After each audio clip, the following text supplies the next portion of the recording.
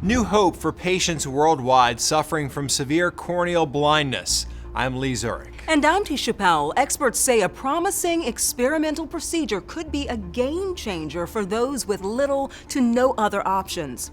According to research in the International Journal of Molecular Sciences, limbal stem cell deficiency affects approximately 10 million people, and it's one of ophthalmology's most challenging and difficult problems to treat. It's caused by injuries or diseases impacting the front of the eye. And without limbal cells and a healthy eye surface, corneal transplant surgery isn't an option for these patients. But researchers have identified a way they say can help safely reverse pain and restore vision. As part of its first U.S. study published in late 2023, 4 patients with severe chemical burns in one eye underwent the breakthrough treatment. Reporter Heather Graff introduces us to one of those patients who says the surgery gave him his life back.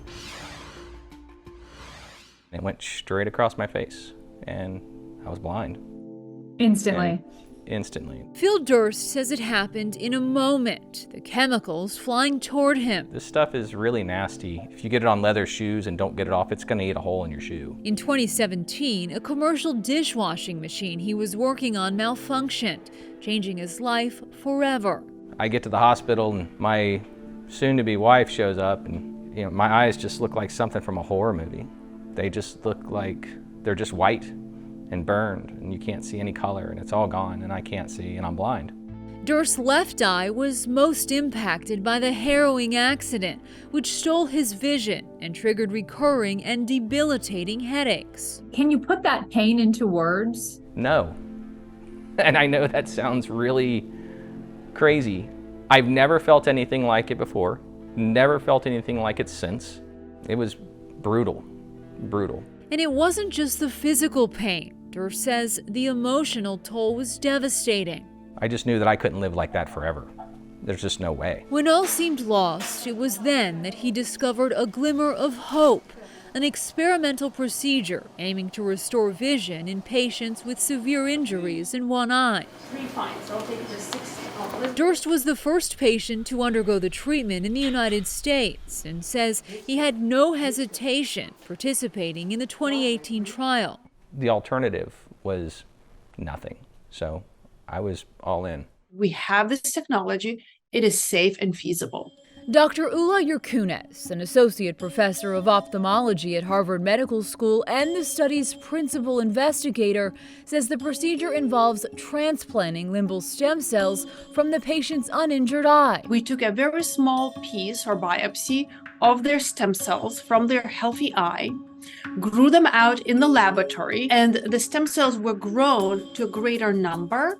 And then the sheet of those cells was transplanted into their diseased eye. It's a novel approach she has been working on since 2006. The FDA greenlit the trial in 2014. This is really a first time corneal stem cells are grown in the laboratory and then transplanted to the patient. In some patients, limbal stem cell transplant alone can restore eyesight. In extreme cases, like Durst's, it can prepare the eye for corneal transplant, which according to the Cornea Research Foundation of America is the most common and successful form of solid tissue transplant. But it isn't possible without limbal cells. In those patients, after we repopulated them with healthy stem cells, we could do a corneal transplant. Today, Yerkunes says the standard of care for treating limbal stem cell deficiency has been to take large biopsies of the healthy eye and transfer them directly to the diseased eye. That creates quite a bit of risk to the donor eye. The transplantation of just small biopsy after expansion in the laboratory saves the donor eye from the stem cell deficiency itself. She estimates this experimental procedure could help about 1,000 patients annually and believes it could lead to even greater discoveries in the field. If we are able to apply this technology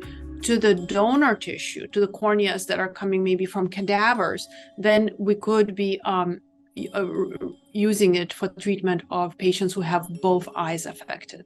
Dr. Stephen Bernstein is vice chair of the Department of Ophthalmology and Visual Sciences at the University of Maryland School of Medicine. Do you view that as a game changer? For this kind of an injury, yes, I do. And though he's not involved with this study, he is paying close attention to it. Why are these injuries so common? Because people clean their houses with ammonia. If a person has an ammonia-based window cleaner and is washing and is not using safety glasses and it splashes into their eye, it can cause the same thing. You try all kinds of treatments, and to have another approach that has a good chance of being successful is something that I would welcome. So he believes FDA approval is not a matter of if, but when. I think it'll actually become accepted very quickly. And there's a number of patients that I would recommend this to. Durst says it's been a journey getting to where he is today. He's had multiple procedures that continue to improve his eyesight, but it isn't perfect, and he still struggles with light, wearing sunglasses to help. I don't know if it's ever going to be right.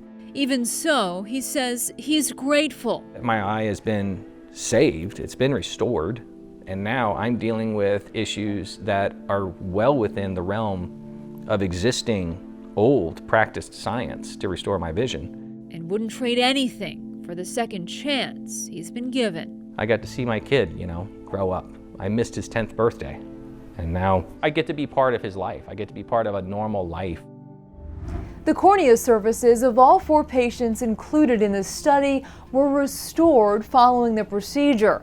Stem cell transplant alone was sufficient for 2 patients, while Durst and 1 other patient went on to receive artificial cornea transplants. A 5th patient was unable to get the procedure because the stem cells did not expand adequately.